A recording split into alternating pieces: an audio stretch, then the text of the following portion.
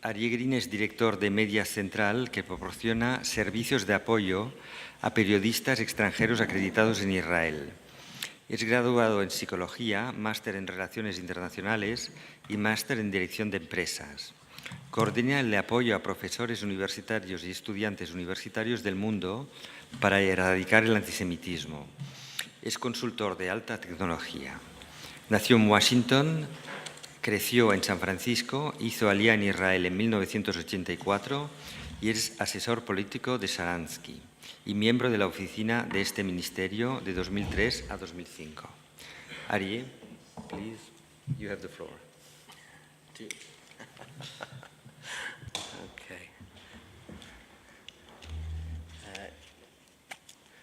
Good morning.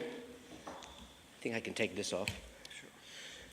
I'll put it on for the question time. I want, first of all, to thank... I think you have to speak closer. Can you hear me? I think it's best. If you can't hear me, let me know. I want to thank, of course, David, Javier, for the invitation to speak with you this morning. And I want to thank you for the warmth of your Catalonian hospitality. I very much enjoyed being back here in Barcelona, and I'm very impressed and delighted to see the interest in this issue here today. I want to start with a story. There was a man named Miguel Pacheco de Silva who came from a family of Spanish conversos, Marranos. We're all familiar with the concept of secret Jews who were converted forcibly to Christianity, of course, in the 13th, 14th, 15th century. I would say that this conversion, the forced conversion, even before the Inquisition, it's perhaps the second most or second worst form of anti-Semitism in history, the first being, of course, the murder of Jews for being Jews, but the second worst form of anti-Semitism would be the insistence that Judaism has no legitimacy and that Jews must convert. Miguel Pacheco de Silva was expelled from Portugal in 1725. He came to London via Amsterdam. He was remarried at the Bevis Marks, the Spanish and Portuguese Jews synagogue in London in 1730 to Abigail, whose maiden name was Macios. They were married by the Chacham Nieto, some of you may be familiar with, very famous Spanish-Portuguese rabbi from that time, from the 18th century. For over 200 years, Miguel Pacheco de Silva and his family had kept their Jewish identity secret, but with a commitment and a dedication to their identity and their being Jewish. He changed his name from Miguel Pacheco de Silva to Avraham Mendes Seixas. And his son, Isaac Mendes Seixas, who was born in 1708 in Lisbon, moved from London to the United States before it was the United States, to the American colonies, where his son, Gershom Mendes Seixas, was born in 1746. Gershom Mendes Seixas grew up, he was the first American-born Jewish communal leader in the colonies. And in 1776 and the ensuing years, he became known as the Patriot Rabbi.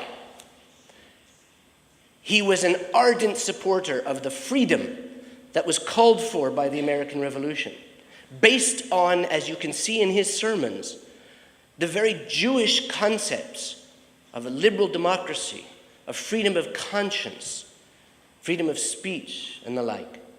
Gershom Mendes Seixas, as the rabbi and one of the founders of the Shereth Israel, Spanish and Portuguese Jews synagogue in New York, as the British forces were encroaching upon or approaching New York, he preached a fervently patriotic sermon, took the Sifrei Torah, took the books, the scrolls of the Torah, walked out of the synagogue and led his congregation, locked the doors, and led his congregation to Connecticut and then to Philadelphia, rather than to live under British colonial rule. For that, he was not only known as the Patriot Rabbi, he was the only Jewish representative. There were 13 clergymen, ministers of faith, who inaugurated President George Washington in New York in 1782. And Gershom Mendesacius, the Patriot Rabbi, was one of those 13 clergymen who inaugurated George Washington. Gershom Mendesacius, the grandson of Miguel Pacheco da Silva, who became Abraham Mendesacius, who came from Portugal, whose family had come from Spain after 1492, was my great-great-great-great-great-great-grandfather. And I speak to you today here in Barcelona, in Spain, with a certain feeling of closure, of coming full circle. I was told very nicely by the rabbi of Shereth Israel, the Spanish and Portuguese Jews synagogue in New York, which Gershom Mendesacius was the leader of and one of the founders of 200 years ago, that he thought my great-great-great-so-grandfather would be very proud of the fact that his descendant, me, had moved from America to Israel, closing the Jewish circle after 2,000 years of dispersion and diaspora. And I think speaking here today in the land of my ancestors, coming as I did yesterday from the land of our combined ancestors from the land of Israel, says something about the Jewish experience, about the suffering from anti-Semitism in Europe throughout the ages, and about our ability to withstand these sorts of hostile, antagonistic attitudes, whether in Europe or elsewhere. Unfortunately, the rest of my remarks may well be less positive, and for this I apologize, because we're here to discuss an issue which is nothing that gives us pleasure. I find it very interesting that the opening of this conference, which is a conference which is focused on, of course, anti-Semitism, actions, attitudes, words, publications, media, starts with a discussion which I've been invited to initiate about the university environment. And I think it's very indicative. It's an act, I think, by the organizers, the Baruch Spinoza Foundation, the university, and the others, a recognition that our attitudes, the attitudes of society here in Spain, throughout Europe, are influenced by what goes on in university campuses. In fact, I would suggest there are two primary influencers of public opinion: the university environment, the faculty, this age cohort where most of us and most of our youth form their primary political as well as cultural and intellectual framework for looking at the world. I would say that's one of the primary influences, the other being the media, which to a certain extent dictates the terms of reference for discourse about Israel, about Jews, about politics and other things as well. Of course, church leaders are influential. So are cultural leaders and political leaders. But if we ask ourselves, where do church leaders, political leaders, cultural leaders get their ideas from if they're not experts in Judaism, Middle Eastern issues, Israel, what have you? They get them from the time they spent at university. They get them from the newspapers, the radios, the internet sites, and the television shows that they watch. Now, I've visited hundreds of college campuses over the last 2 decades. I was privileged, as David mentioned, to be responsible for Natan Sharansky when he was Minister for Diaspora Affairs in the Israeli government. I was privileged to be responsible, both before and after, for about a decade, for our efforts to promote Israel and defend Israel in the university environment, and to help to promote the Jewish students and their rights, and to defend Jewish students in university campuses. And I've been to not just hundreds of campuses over the last decade or 2 decades, but here in Europe as well as in America. I have had dialogue with Jewish students and non-Jewish students, and the leadership of the Jewish communities and non-Jewish but pro-Israel active communities. And I would like to share with you a few of my observations, which unfortunately are very disturbing. There is a general political climate which views Israel basically as the bad guy. I think we're aware of this. It's the inverted David and Goliath scenario, where it used to be that plucky little Israel, rising against the growing tide of hostility by the Arab world and the Muslim world from 1930s or 20s through 1967, plucky little Israel with its courage and its very, very diminished small population, against all odds, managed to both create a state and defend that state. It was the David standing up to the Goliath of the Arab and Muslim world in its hostility, and that hostility as it grew in the rest of the world. But today, we see the general framing of the issues by our intellectual elites, and most particularly those among the faculty on college campuses, as inverting this reality and focusing very specifically on the Palestinians as victims and the Israelis as oppressors, in an inversion of this David and Goliath story. I heard a reference a few weeks ago, which I think sums this up quite accurately. It's as if looking at David and Goliath, the actual battle between David, small David with his slingshot, and huge Goliath with his armor and his 10-foot tall stature and the armies around him. It's as if a camera, forgive me, David, focused in on the gash on Goliath's forehead. And all of a sudden we feel great sympathy for Goliath and this terrible gash on his forehead, because that's all we see is the injury to Goliath. And of course, that is a very warped view of what's really going on in the Middle East. How do we connect this to anti-Semitism? I would like to suggest as follows. This acceptance, this perpetuation of Palestinian victimhood and Israeli aggression is something that we do not have to accept within the context of reasonable debate over Israeli policy. I speak to you here as one of the, not only, but one of the few Israelis here today, and I can tell you, as I'm sure you all know, you're sitting here because you're interested in these topics. Israelis, right and left, are constantly criticizing the Israeli government and its policies. We all recognize that reasonable people can argue and disagree over whether Israel should withdraw from those disputed territories of Judea and Samaria, otherwise known as the West Bank, or that Israel should remain in those territories as the heartland of the Jewish people for 3,000 years. Reasonable people can disagree as to whether or not a Palestinian state should or should not be established in those territories. Reasonable people can disagree about the use of force by Israel to blow up tunnels or defend itself, whether we should or should not blow up houses of convicted terrorists.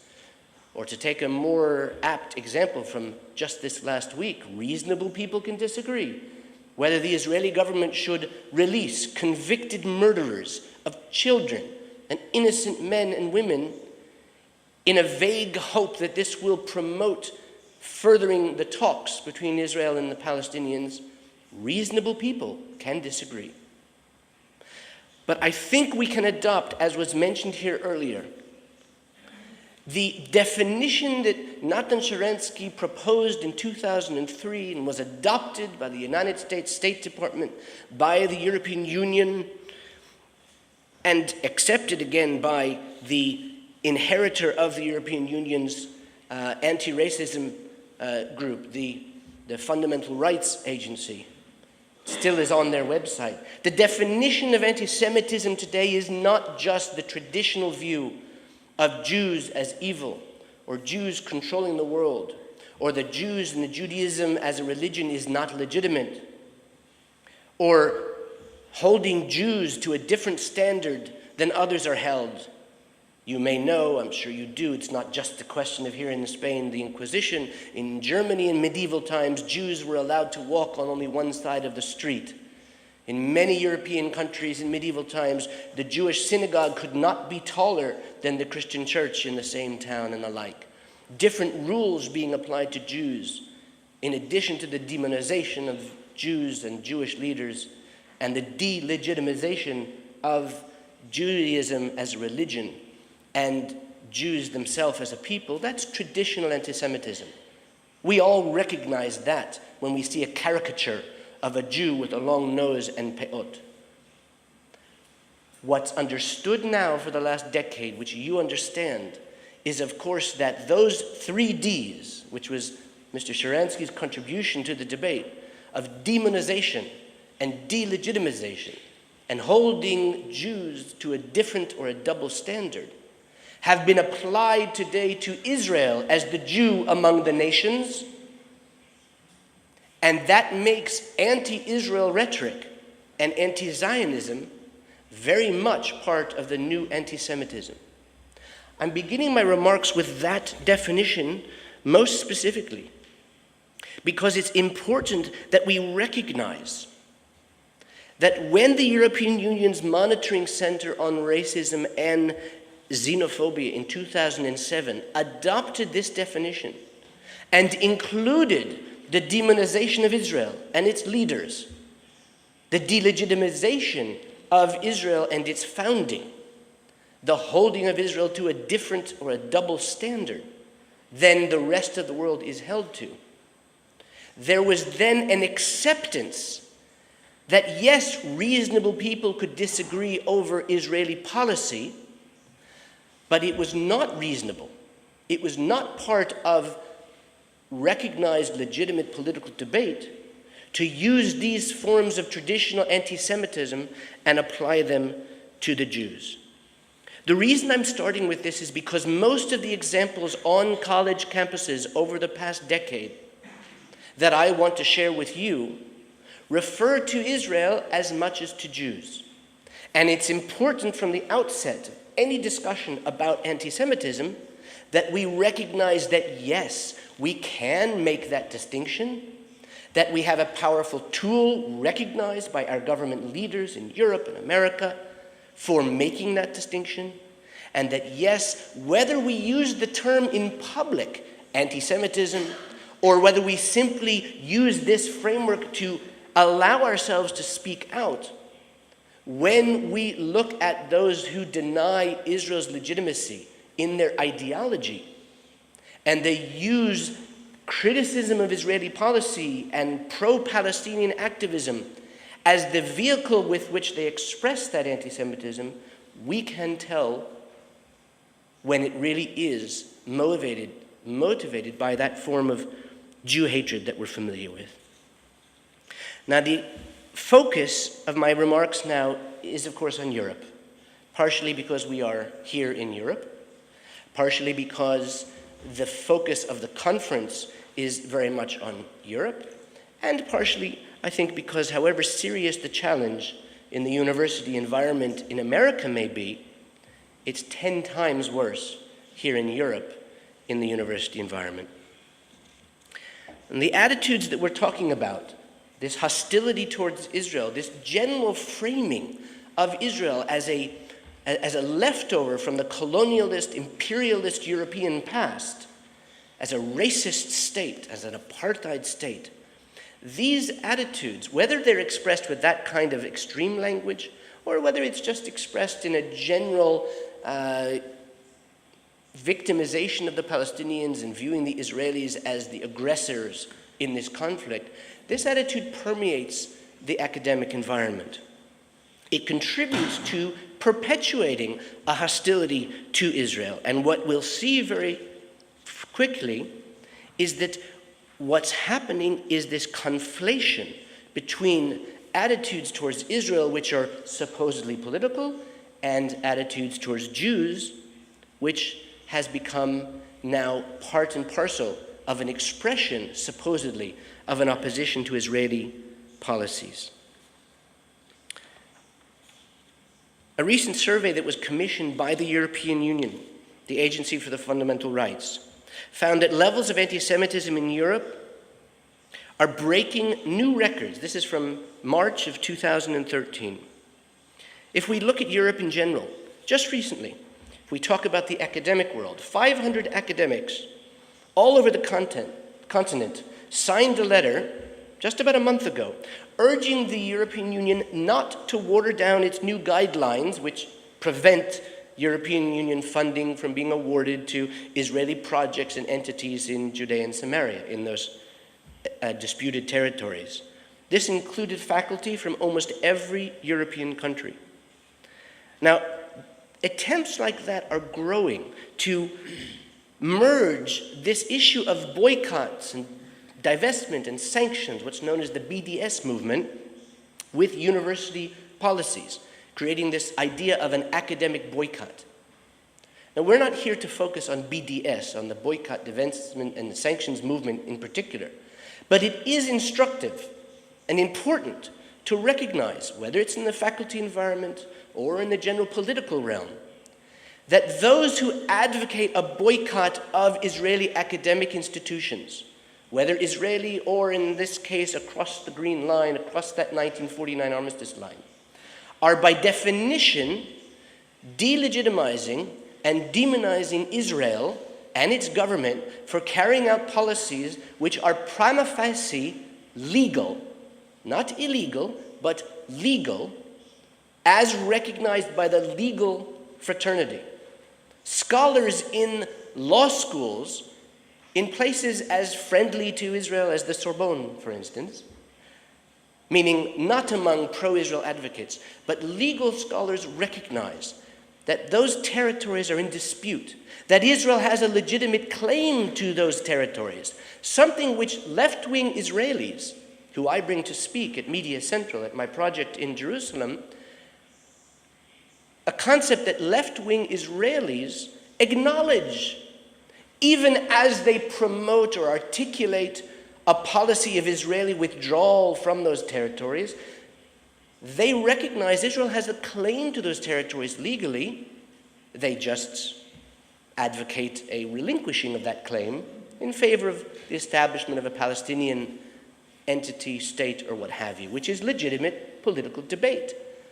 But the fact that the political and intellectual leaderships, and especially on college campuses, claim that Israel's presence in the territories is illegal. You can do an experiment and look in any Spanish or other European newspaper for the term settlement, Israeli settlement. I will bet you 100 euros you cannot find more than 1 in 100 examples where it doesn't say illegal settlement. As if by saying it's illegal makes it so. Political leaders, 90% of the world's political leaders view Israel's settlements as illegal. True. And they use that term. That doesn't make it so. And the point that I'm making, of course, is that using this process of delegitimizing Israel and Israeli academics is an expression of, even if that's not the intent by many academics is to protest Israeli policy. Fair enough. It's a free world, it's a free country, but the boycott of academics from Israeli institutions goes beyond that reasonable debate as we discussed before. Again, as a thought experiment, one should ask ourselves, or himself or herself, or we should ask those who advocate, these 500 European faculty members who signed a letter saying, yes, we have to boycott institutions of Israel across the Green Line? Do they boycott academics from China, from Russia? Do they oppose academic scholarship and collaboration, for instance, with Turkish universities? Turkey, which has illegally occupied northern Cyprus for 40 years, and with which the European Union has full relations and provides research grants and humanitarian aid to the Turkish authority-run administration in northern Cyprus. Turkey being a member of the EU, of course, which we'll return to a little bit later. The lack of consistency by the academic community in fomenting such a boycott is precisely what we define as a double standard, as one of those definitions of holding Israel to a different standard than the rest of the world is held. And that's why I say we're not here to talk about whether or not Israel's presence in the territories is something you can agree with or disagree with. We're here to talk about the BDS and the general approach to Israel, which smacks of, stinks of, anti-Semitism, even if that's not the intent. Just going through a few examples, and I have so many, and I'm watching the time. I want to leave a lot of time for discussion, so I'm going to skip many of them. I can give more later if you'd like. But for instance, in the United Kingdom, we've seen a rise of anti-Semitic and anti-Israel incidents in the last few years, including in the university campus. 2000, according to the Community Security Trust in the United Kingdom, there were 640 anti-Semitic incidents in the United Kingdom in 2012, which is about a 7% increase over 2011. Anti-Semitic incidents involving students also increased, with over 1,000 incidents in 2012, a great increase over 2011. In 2010, the last time a survey like this was taken, more than 4 out of every 10 Jewish students at British universities reported witnessing or experiencing anti-Semitic incidents.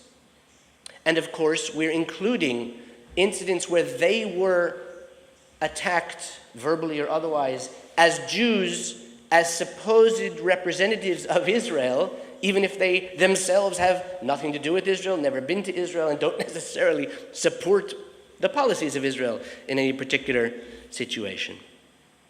Well, just a few other examples. Students at Edinburgh University just recently voted in favor of a boycott of Israel. These are students who are saying, we don't want Israel or cooperations with Israeli universities. Many of you may know, about a year and a half ago, a pro-Israel activist was attacked and bitten at the SOAS school in London, and where Palestinian activists were quoted as saying, the best thing the Jews had ever done was to go into the gas chambers. Now note that an article in the newspaper describes pro-Palestinian activists, that's a political stance, I'm in favor of the establishment of a Palestinian state, conflating that with comments about the best thing that Jews ever did was to go to the gas chambers, something that has nothing to do with Israel, the Palestinians, the Middle East conflict. It's only blatant traditional anti-Semitism.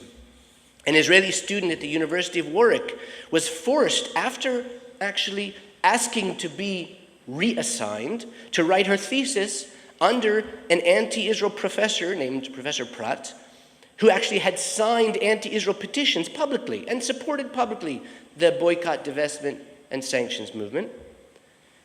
She received such a low mark that she appealed, and in a very unusual turn of events, she actually won her appeal, which was on the grounds under United Kingdom law against anti-Semitic discrimination.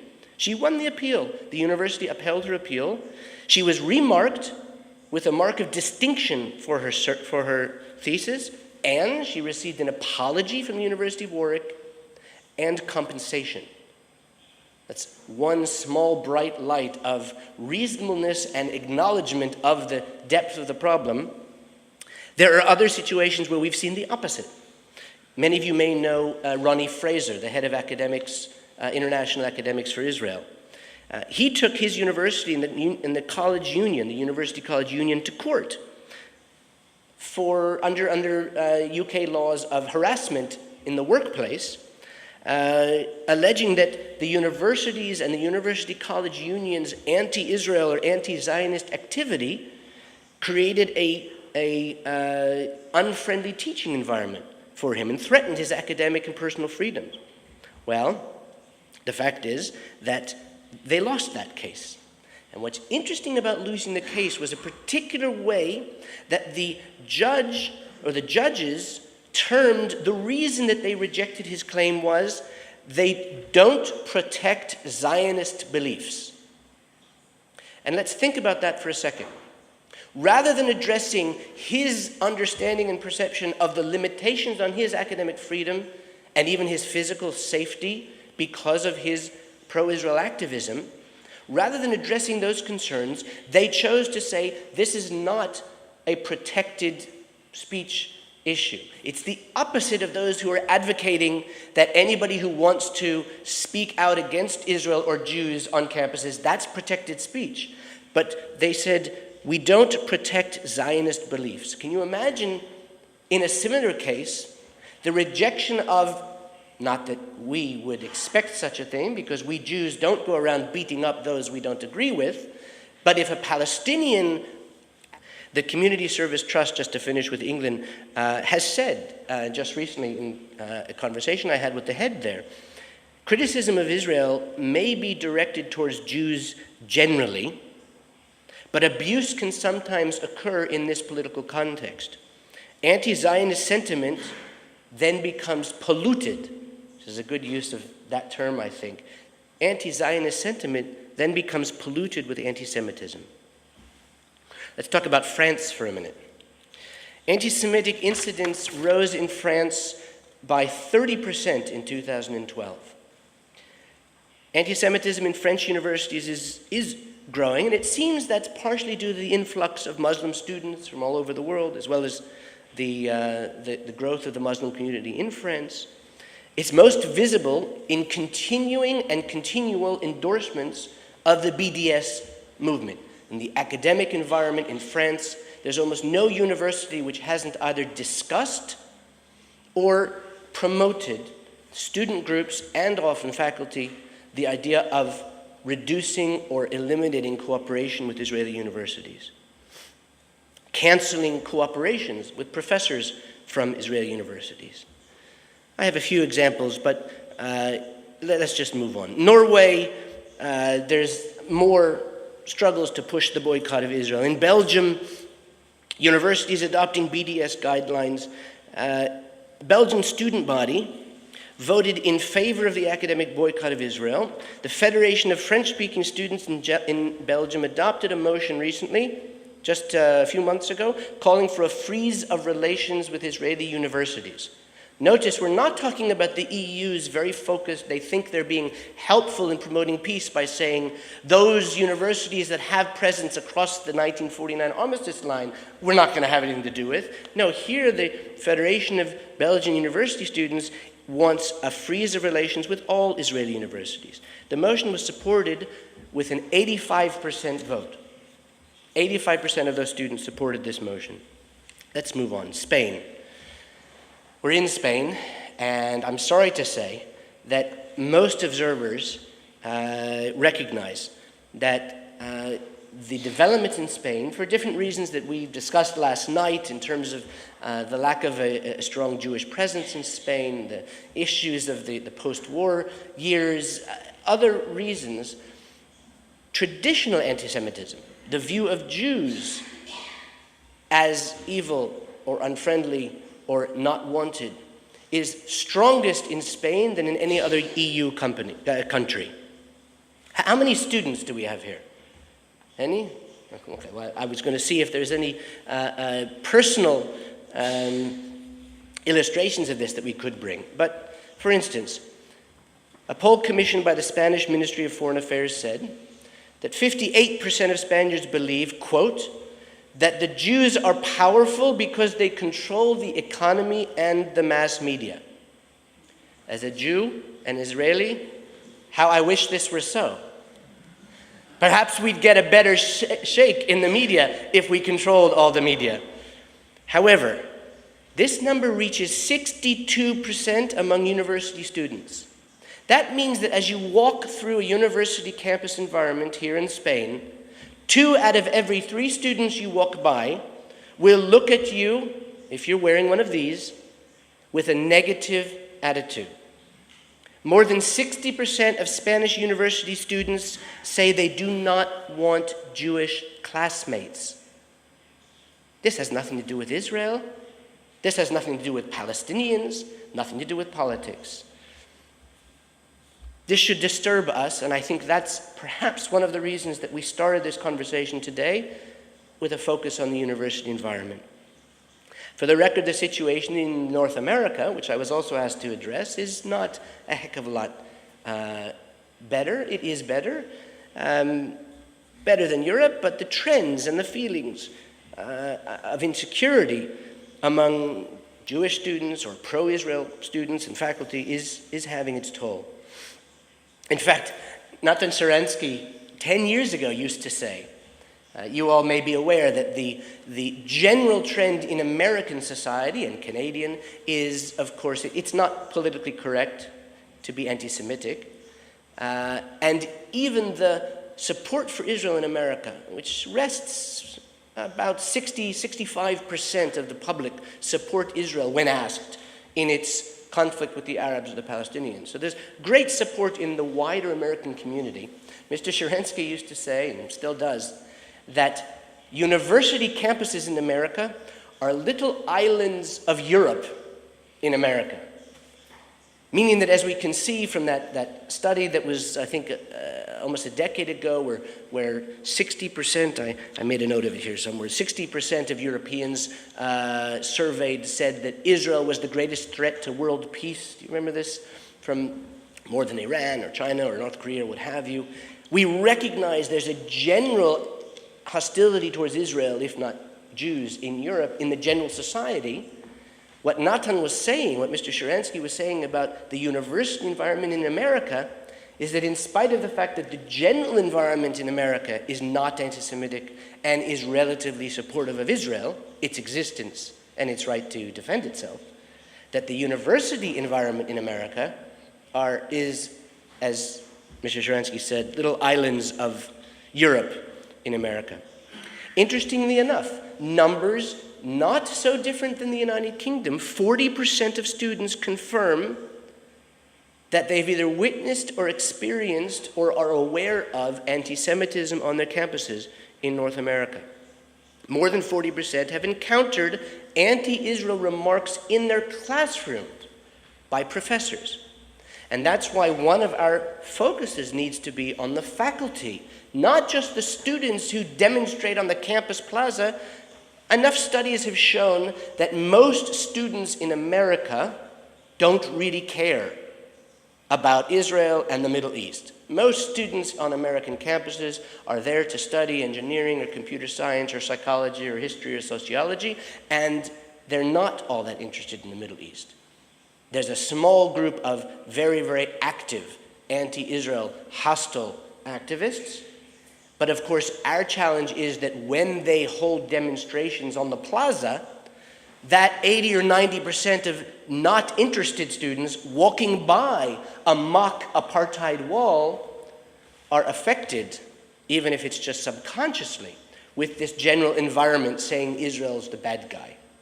But the faculty on college campuses, which remained there for 20, 30 years, having accepted this general framing of Israel as the aggressor, of course, are much more influential, even if that influence is quieter. It doesn't get the headlines that the student demonstrations have or get. That is obviously something that we have to be concerned with. A few examples from America. Harvard University's Palestine Solidarity Committee advertised this last year the Israel Apartheid Week.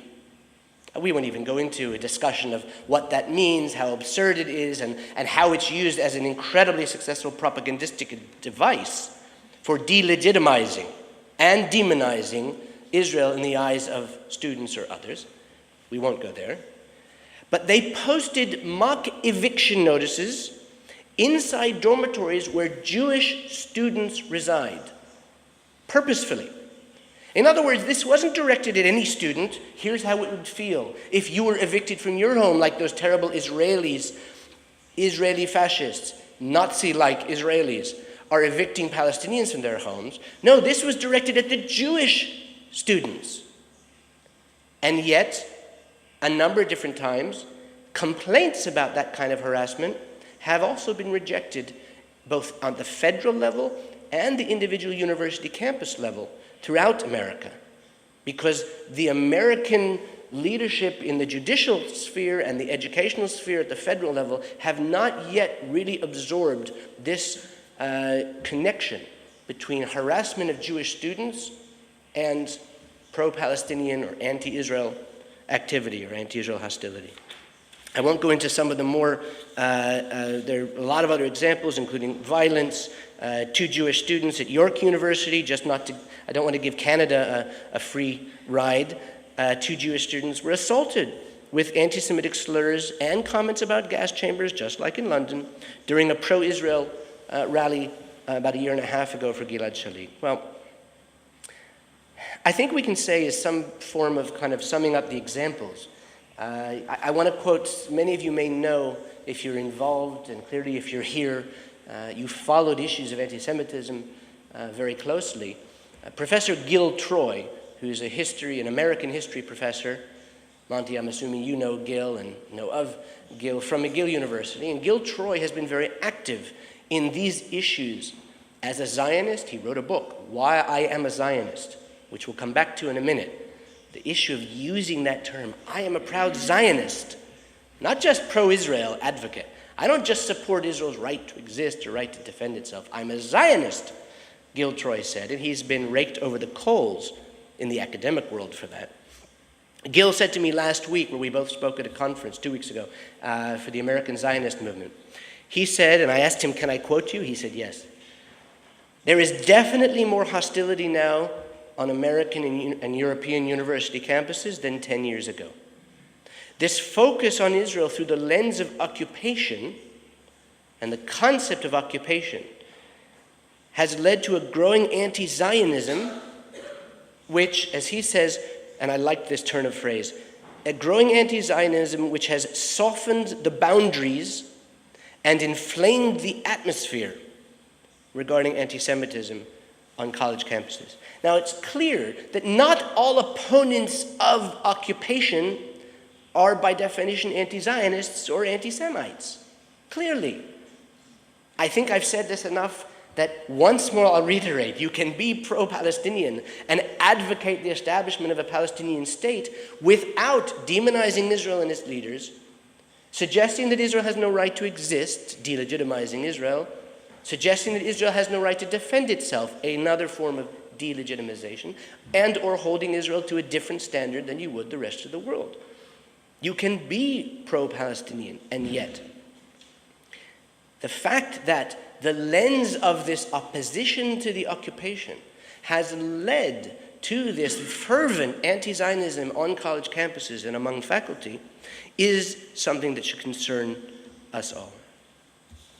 Now, I would say that there is a need today, even more so than there was a decade ago, for a strategic effort on the part of Jewish leaders and non-Jewish leaders, the leaders of Spanish, French, and other European societies have an interest in combating this rising tide of anti-Semitism, traditional and the new anti-Semitism, because of what it means for the societies that we live in, not just because it's not fair to Israel.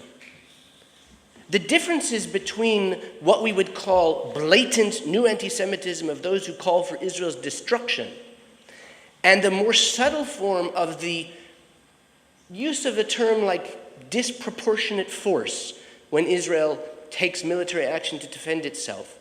Those are subtle differences which lead to the same conclusion, that Israel is in the wrong or is evil or is the aggressor in this conflict. And an effort, I believe, must be made by those of you sitting here, sponsoring this conference, or otherwise involved in efforts to combat anti-Semitism in Europe, an effort has to be made to create more of these sorts of events. Conferences, translation and distribution of different materials, an internet-based network for sharing resources among faculty or students in Europe, let alone in America, the sharing of best practices, or just having a network of solidarity, as it were, between pro-Israel faculty, academics in Europe and America, not necessarily only Jewish. Because every single pro-Israel faculty member I have ever talked with, every single one, in France, in Britain, in Hungary, as well as in America and Canada and Spain as well, have always expressed this feeling of being alone. Now, there are some wonderful attempts in the last decade to try and help support both Israel in the academic environment and to combat anti-Israel hostility in the university environment and in the media. And these efforts are very important. ELNet, the Baruch Spinoza Foundation, and various others, B'nai B'rith and what have you, European Union of Jewish Students, of course. There have been efforts, the CRIF, the Community Services Security Trust in the UK, but they have to be augmented. Coordinating these kind of lectures or visiting groups to Israel. Some sort of a central mechanism for crisis management in Europe on the university campus is something that is absolutely crying out now as a need that hasn't been filled yet. There is a reticence to support the Jewish student unions in different European countries. And I believe that the Jewish community and the non-Jewish community, the EU as well, have a responsibility to fund, promote, and help to mentor the Jewish student unions on campuses in the universities around Europe.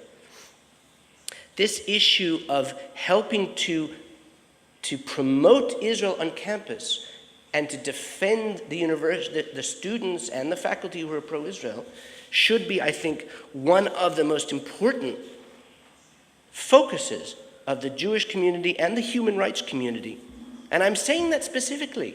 The FRA should be funding Jewish student unions, conferences like this about anti-Semitism, discussions and conferences and meetings around Europe to get to the bottom of this conflation between anti-Israel hostility and the traditional anti-Semitism.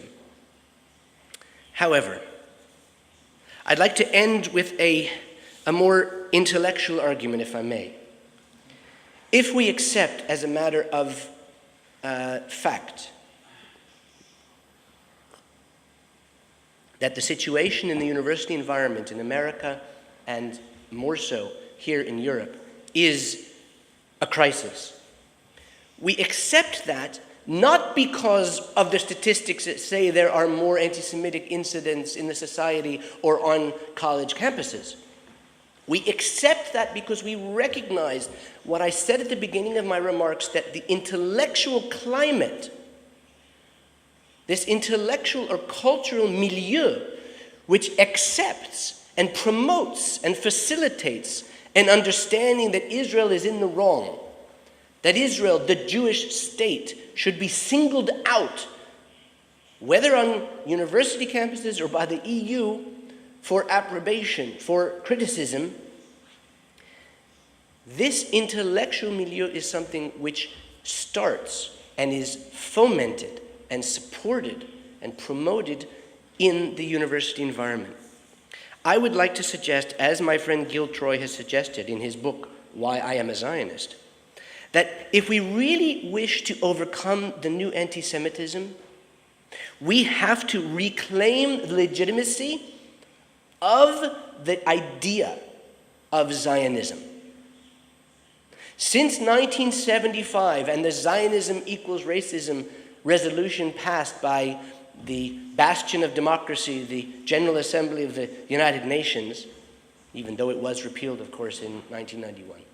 Since that time, those of us who are Jewish or not Jewish but support Israel's right to exist as a Jewish state have pulled back from the use of the term Zionism. Today, to be a Zionist is almost an epithet. We've allowed the enemies of the national liberation movement of the Jewish people to dictate the terms of reference in public discourse and on our university campuses. Let's face it, the most vicious Arab and Muslim leaders today who use the term Zionism as an epithet are being allowed to dictate these terms of reference in Christian and European society as well as among the Jewish community. Zionism is the intellectual child of most of those movements that today's free world, our Western society, support, advocate, and champion. I don't care which one we choose. We talked last night at dinner over Jews being involved in the communist movement. Socialism, communism, Kantian ideas of universalistic idealism, biblical promises, and the concepts of a free world and the dignity of man are all part and parcel of Jewish philosophy and theology and part of Zionism. There is a challenge that we face in helping the progressive and liberal world today, as well as, for the record, some of the conservative world as well, to understand that you can at one and the same time support Palestinian nationalism and the idea of the establishment of a Palestinian state. You can support women's rights and gay rights and freedom of speech and freedom of the press and what have you around the world, and particularly in the Middle East, as a progressive, as a liberal, or as a defender of freedom, and be a Zionist. Because Zionism is, by definition, the national liberation movement of the Jewish people. And let's face it, if you support the Kurds' claim to a national identity and an independent state, if one supports Tibetan nationalism, if one supports Palestinian nationalism, if one supports Catalonian nationalism, by definition, the same set of values must support Jewish national liberation as expressed in the Zionist movement. We are too afraid or soft-spoken or reticent to stand up for this very fundamental principle. We're afraid of this word Zionism as if we ourselves can't embrace it.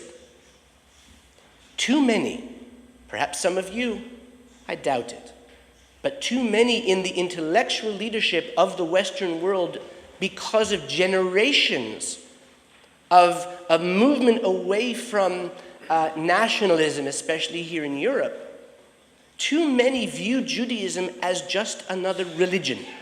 It's an ism, like Catholicism or Protestantism. Judaism is not just a faith community. The Christian world, especially in recent years in their opposition to the particularist, nationalist idea of a Jewish state, which is anathema most particularly to European liberals who are moving towards a more universalistic idea. Let's bring all of Europe together in the European Union.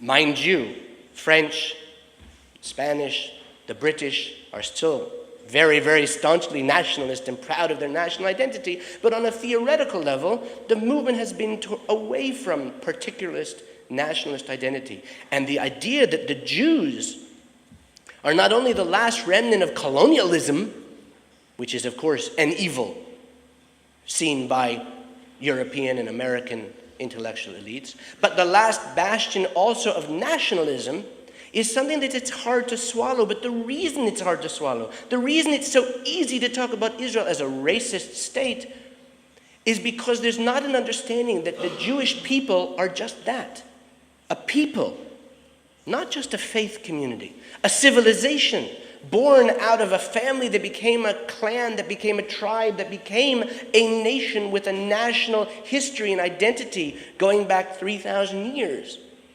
That was accepted by the early leaders of Europe 100 years ago. And by the way, by many Muslim leaders too 100 years ago in the beginning of the modern political Zionist movement. That the Jews were a people. That the Jews, if we had called the state Judea, if Ben Gurion had decided the name of this new country in 1948 would be Judea instead of Israel, which was debated at the time, we might actually not have this terminological linguistic debate because the rhetoric would be right there in front of you. The Jews come from Judea. There's a clear connection. Too many of us allow that ignorance, as it were, to permeate the intellectual discussions on university campuses or elsewhere. Now, the problem is this. With these attitudes being accepted by students on college campuses today, we can imagine what we can expect from the intellectual and cultural and political leadership of 10 or 20 years from now. In fact, we can see it already. Just a few quotes from this past week. Jack Straw, former foreign minister of Great Britain, of the United Kingdom, just made a comment to how AIPAC, the pro-Israel lobby in America, how AIPAC controls U.S. government policy in the Middle East. Now, I don't think that it's going too far to make the connection between the Spanish response of 68% of Spaniards and 72% of Spanish students saying Jews are powerful because they control the economy and the mass media, that word control, and connecting that to Jack Straw's use of the term about the Jewish, because AIPAC is just another, it's a synonym for the Jews of America, that AIPAC controls the United States government. We've seen this, of course, in this decision that I referred to earlier of the European Union to boycott the academic or cultural institutions over the 1949 armistice line, while they at the same time support academic and cultural endeavors in occupied northern Cyprus.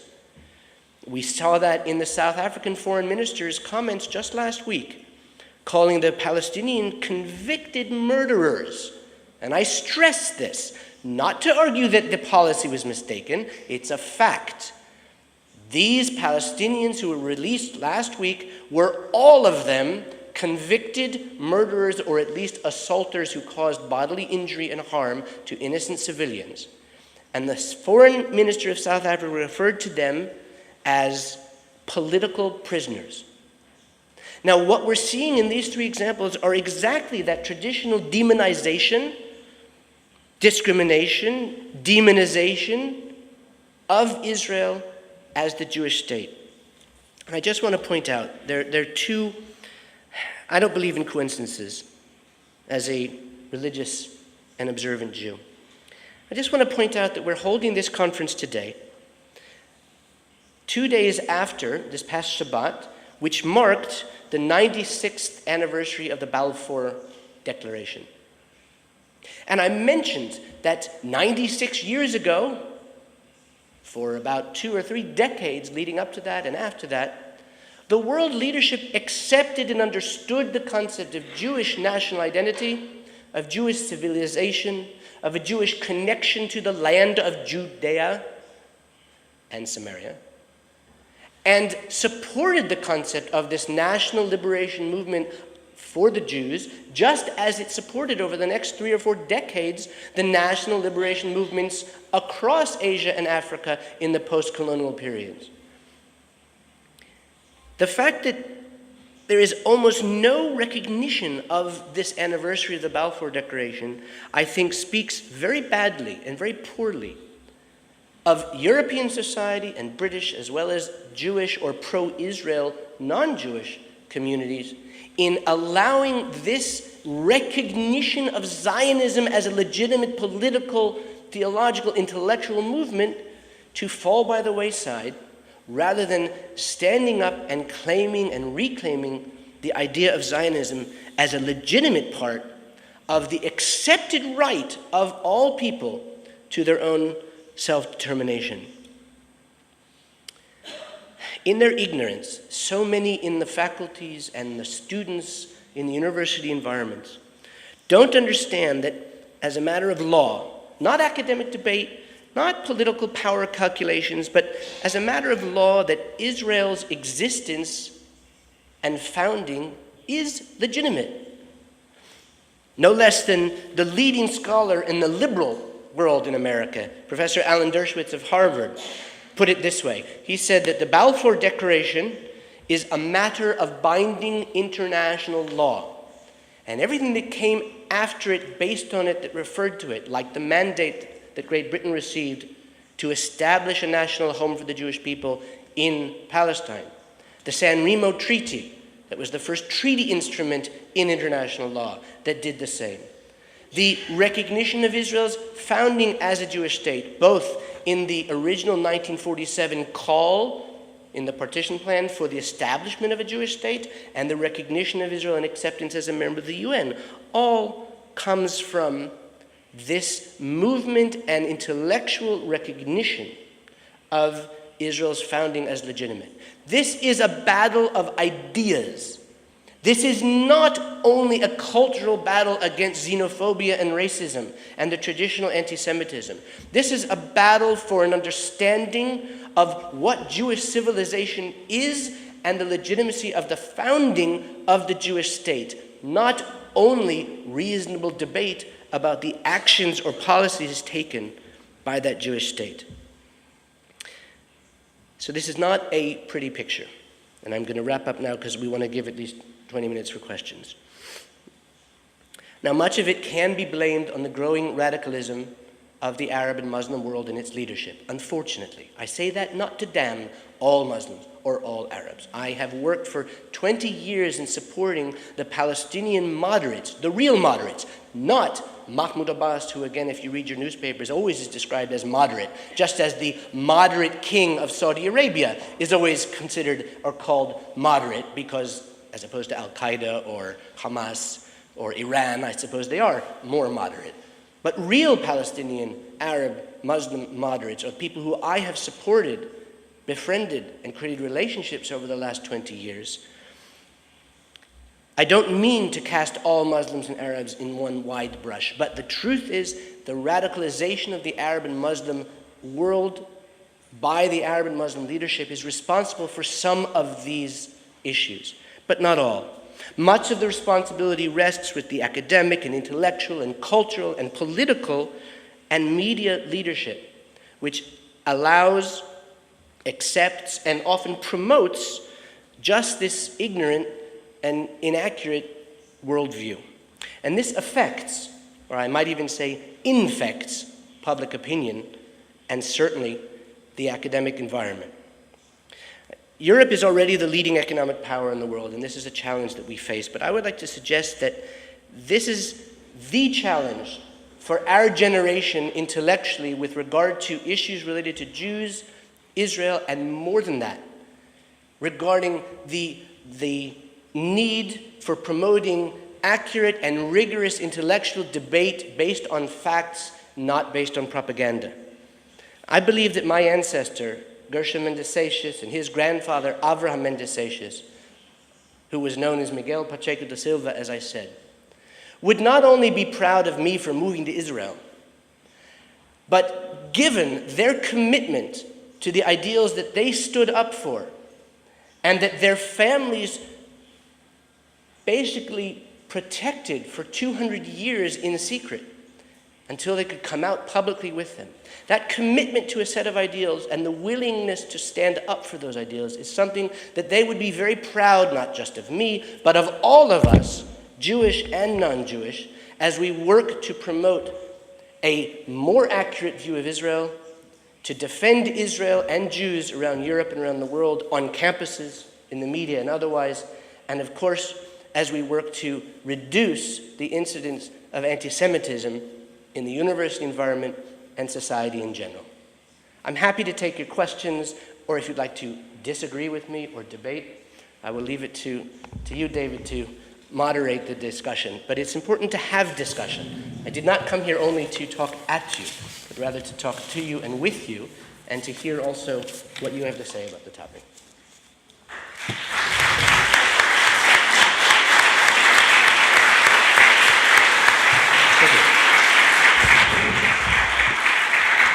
Well, thank you very much, Aryeh, for this conference. I'm very happy that the Mishpuch, the family, get back.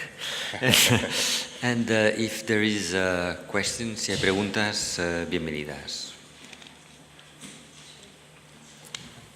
Please, if you'd like to ask in Spanish, I can put my earphones on. Up to you. Okay, thank you. Go ahead. Oh, there's a microphone.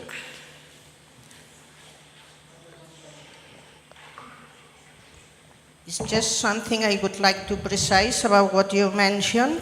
As far as I know, the European Union Agency for Fundamental Rights has not adopted the definition on anti-Semitism that its predecessor agency, the European Union Monitoring Center of Racism and Xenophobia, had put forward as a working paper. The current agency does not abide for that. It does not use it in its official papers precisely because parts of that definition were controversial, and those parts were precisely the ones referring to criticism of Israel. Of Israel, yes. Your point is well taken, so I'm happy to use this opportunity to clarify. To the best of my understanding, and I have looked into this in the last half a year, you are correct. In fact, at one point, the FRA removed the definition from its website. However, it was put back. And although you are correct that there was both discussion and verbal rejection, as it were, there has not been a definitive statement disassociating the FRA from the original definition. So while you are correct, there was a reticence and there was no explicit adoption by the FRA saying, yes, we accept this, as the inheritor, legally as well as politically, of the original committee which adopted it, as the FRA inherited all the other both mechanisms, definitions, discussions, and deliberations of the original Racism and Xenophobia Committee, by definition, they have not formally rejected it, and therefore they did, after public debate, return that definition to their website. You can see it on their website today. So you're correct. It's a little bit murky, but I choose to believe that in a political environment where it's impossible in Europe today for them to come out and stand strongly, as I'm suggesting we should, saying, yes, this is the new anti-Semitism, what they've done is to allow that to be reestablished without making bombastic statements about it. The OECD, of course, has not changed its definition, which is probably as important in terms of the security implications. And of course, the American government, the State Department, also has not. So, but your point is valid. It's a little bit more oblique than perhaps I referred to. Does this mean everybody agrees with everybody? This is just because everybody's depressed by this essay. Thank you so much, Aryeh Green. Primer, una qüestió tècnica per tothom. Que ningú li faci por. Podeu fer preguntes en català, en castellà, en anglès i després amb la professora Annette Villaviorca, inclús en francès, perquè tenim un excel·lent traductor i intèrpret, el senyor Daniel Scher, i per tant que això no sigui un impediment per fer preguntes als ponents internacionals.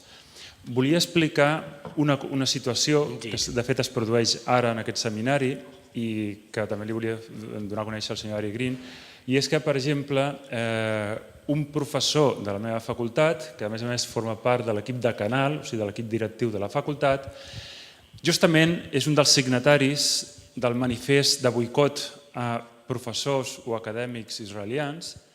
Una de les meves alumnes, que acaba quart enguany i per tant serà graduada, també és una de les signatàries d'aquest manifest i per tant tant aquest professor que forma part de l'equip de canal de la facultat com aquesta estudiant que serà graduada d'aquí uns mesos No voldrien que el senyor Aryeh Green estigués ara aquí, no voldrien que el senyor Montino en Pencover estigués ara aquí, i fins i tot perquè confonen israelià, jueu i qualsevol persona que parli d'aquests temes, tampoc voldrien que la senyora Annette Billork estigués ara aquí o que de fet féssim aquest seminari.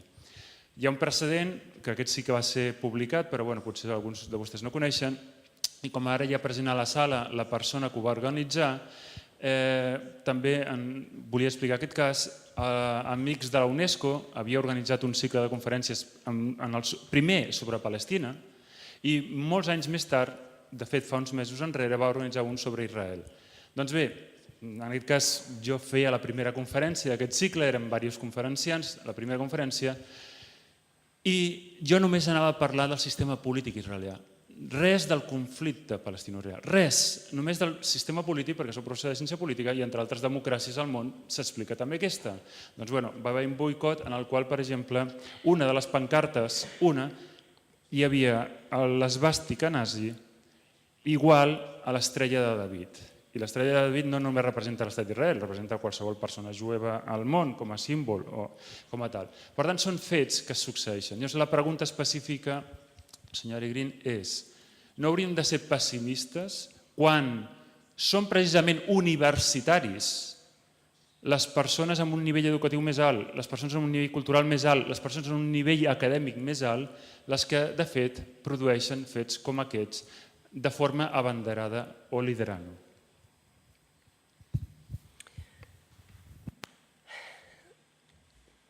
I'll answer briefly, Javier, because it's very complicated. Of course, every university campus, every country, every situation is different. I think it would be incredible hubris to suggest that in every situation one should react in a particular way. I would say two things at base. Number one, because there is an accepted definition today that we can refer to within the European society, and the more that we can call on non-Jewish and non-Israeli definitions of what crosses the line into xenophobia, racism, or discrimination, the better. And whether we refer to the FRA or to the OECD or to the Spanish government or the Catalonian government or what have you, my first answer is we have to call out any faculty member or student who crosses that line between legitimate and reasonable criticism of Israeli policy and what you very accurately portray, which happens on university environments across the globe, visually, the swastika equals the Magen David, the Star of David. That equivalence is defined in the working definition of anti-Semitism as, and you don't have to use the term anti-Semitism, it's defined as rhetorical attacks on Jews and on Israel. What do I mean by that? In a lecture by a professor, a student has a right to stand up and say, that is not acceptable rhetoric. In a conference, a lecturer has a right sitting on the panel to say, and I've done this, I would like to discuss the point that you've made, Professor X, and by the way, I'm not a professor, Javier, I just want to make sure that's... I would like to discuss the issue that's been raised, but I reject the terms of reference comparing the Jews or the Israelis to the Nazis.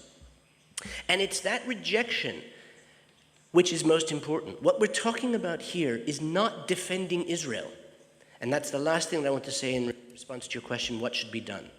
What we're talking about is protecting the good name of rigorous academic or even political debate. Yes, let us have a robust argument over whether Israel should or should not bomb Gaza tunnels. Yes, let's argue about that.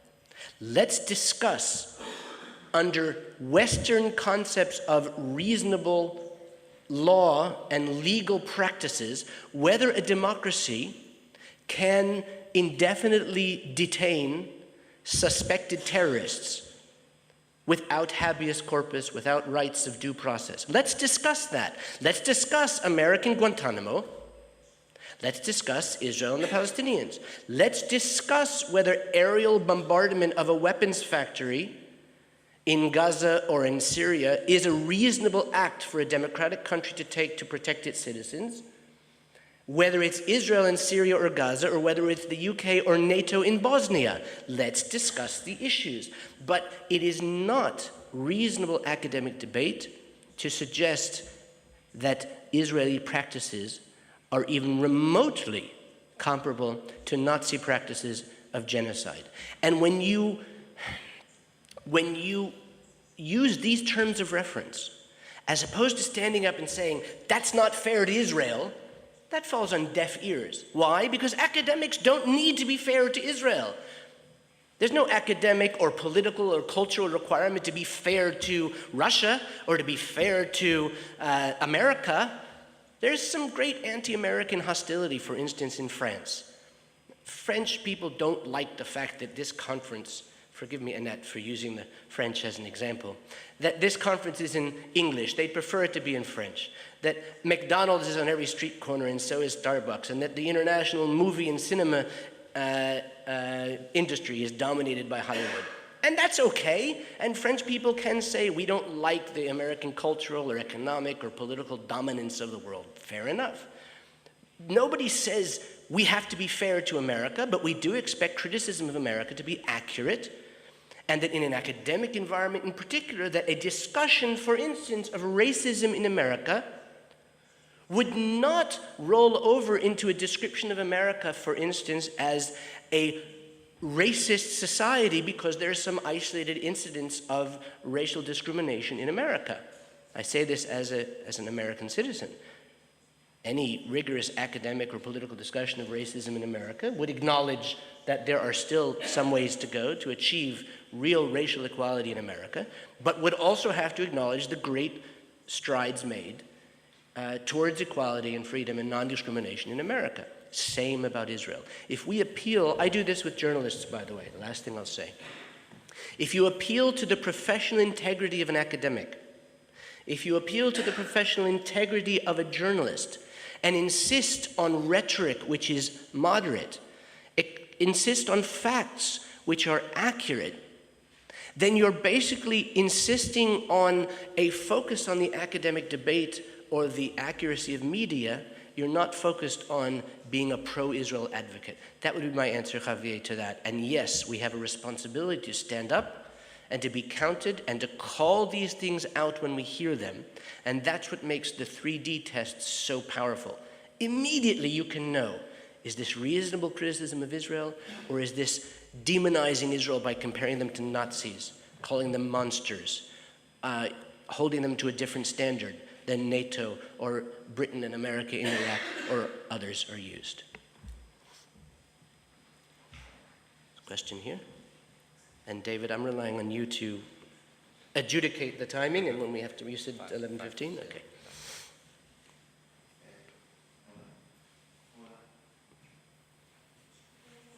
¿Sí? Sí. Yeah. Gracias por la conferencia. Yo veo un poquito complicado una paradoja de qué estamos hablando. A las universidades o los medios académicos, en teoría, son los medios que tenemos que ser razonables o tratar con los hechos, ¿no? Y tú has dicho facts, reasonable, pero en verdad, esta gente que firma las peticiones de boicot se mueven con la emoción, no se mueven por la razón. Entonces, mi pregunta complicada, por un lado, mi primera parte es, ¿y qué hacemos? Porque si nosotros somos emocionales, somos los defensores de Israel, ¿no?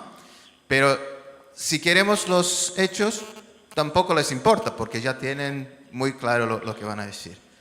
Y por otra parte, es decir, en algunos momentos, no sé si fuera de Israel, se siente falta de una respuesta que venga de ahí, ¿no? Que Israel, claro, los judíos de fuera pueden salir a demostrar, a decir, pero Israel no tiene una parte, o es mejor que no tenga, para que la gente no diga también, no, bueno, es que viene de Israel, entonces tampoco tiene valor.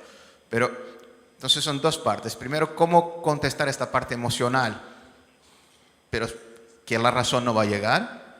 Y en segundo lugar, si el soporte que nosotros tenemos que tener, si tiene que venir de Israel o a lo mejor es mejor que desarrollemos localmente para que...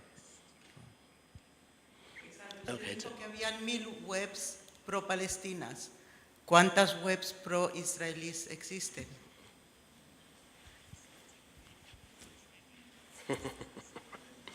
Okay, two very important sides to this question, and I will be as brief as possible. First of all, my first degree is in psychology, but I'm not a social psychologist. So to help the world, or the part of the world that has some form of either latent anti-Semitism or even explicit anti-Semitic attitudes, I'm not sure that I or any of us have the capability to overcome the both residual anti-Semitism in some societies and the growing anti-Semitism in others. I'm not sure. We discussed last night at dinner the fact that in Spain there are so few Jews, and there have been so few Jews for 500 years, that most Spanish citizens have not met Jews. They don't know much about Jews. And unlike the rest of Europe, having not been occupied by Nazi Germany, they didn't go through a re-education process after World War II explaining that thinking the Jews are evil or greedy or corrupt or dirty or control the world is actually not correct and not acceptable. And therefore there is a trend of latent anti-Semitism in Spanish society, which isn't even recognized. By the way, as there is, as I mentioned last night, in China. I've had Chinese journalists say to me, yes, all Jews are wealthy, or that China needs to be like the Jews because all Jews are smart. Now that's very nice. That's a kind of anti-Semitism which we might like to hear, but it still is obviously a stereotype which is suggesting that all Jews are X or Y. I will say two things in that regard. One is there is what I was describing before of reaching out to an academic or a journalist and appealing to their sense of personal integrity. The corollary to that is to recognize and acknowledge and build a basis, a foundation for shared discussion. We have a basis of shared values with every academic in the Western world.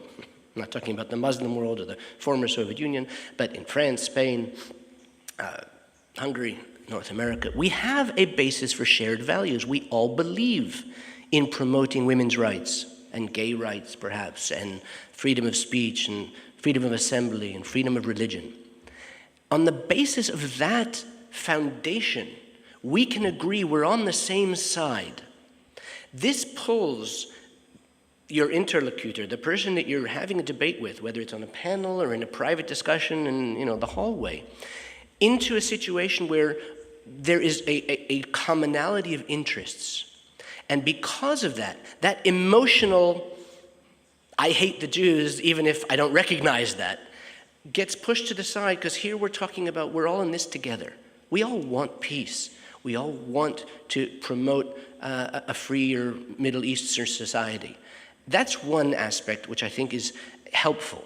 It's not going to resolve the person's latent hostility towards Jews or Israel, but it will slightly change the frame of reference. And that's what we're talking about changing the lens through which these people view either Jews, Jewish history, Zionism, Israel, its founding and its policies.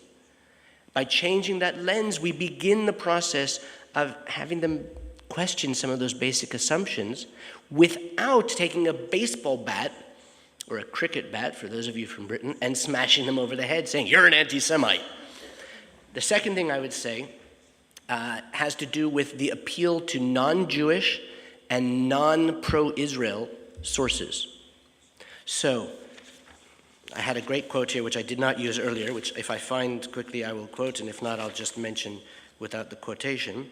Yes, Dr. Jacques Brocchi at the Free University of Brussels. He was a member of Belgium's Senate and an internationally renowned neurosurgeon who's not Jewish and that's my point. He resigned from the university board because of several grave anti-Semitic incidents at the university. Now, the reason, I don't have a quote actually, I take that back, but the reason I'm mentioning that is because the appeal to non-Jewish, non-pro-Israel advocates also takes away from these anti-Semites, or those who are hostile to Israel, some of their main ammunition. When I, wearing one of these, coming from Israel, say, Israel's a champion of human rights on a university campus, half the students there say, yeah, well, he's Jewish, he's Israeli, of course he's going to defend Israel. But when I come to that campus, which I do, as I said, frequently, 30, 40 times a year, and discuss human rights and freedom in the Middle East from the perspective of the Palestinian or Syrian or Jordanian or Egyptian or Saudi Arabian democracy activists that I've worked with over the past decade and a half, who, like me, like you, like all of us in the free world, are striving to achieve those ideals that I was describing before, it makes a difference, all the more so if the person speaking or you're quoting does not have one of these and is not an Israeli. In American campuses, quoting Martin Luther King, who said, and this is, I think, a direct quote, when you're talking anti-Zionism, that means anti-Semitism. And he said this in 1967 or 65. That has power 100, 1,000 times more than quoting Bibi Netanyahu or even Elie Wiesel or others that we normally turn to as sources of reference. So academics, media personalities, political leaders who are not Jewish, who are not identified as pro-Israel activists, are wonderful sources to, again, begin that process of having these people question, just beginning the process of questioning those basic assumptions. In one sentence, I'll answer the second question about Israel. Yes, Israel has a responsibility to address these issues frontally. But no, Israel cannot do this alone, precisely because as they address it frontally, those who are most hostile to Israel refuse to acknowledge the legitimacy of any arguments made by an Israeli. So while, yes, the Prime Minister's office, the Foreign Ministry, the government press office, other Israeli official organizations and non-official, non-governmental organizations are very active and much better now than they were 10 years ago. That you can believe me. It's also something that we as individuals, as academics, as leaders in our communities, Jewish and non-Jewish, must take responsibility for as well.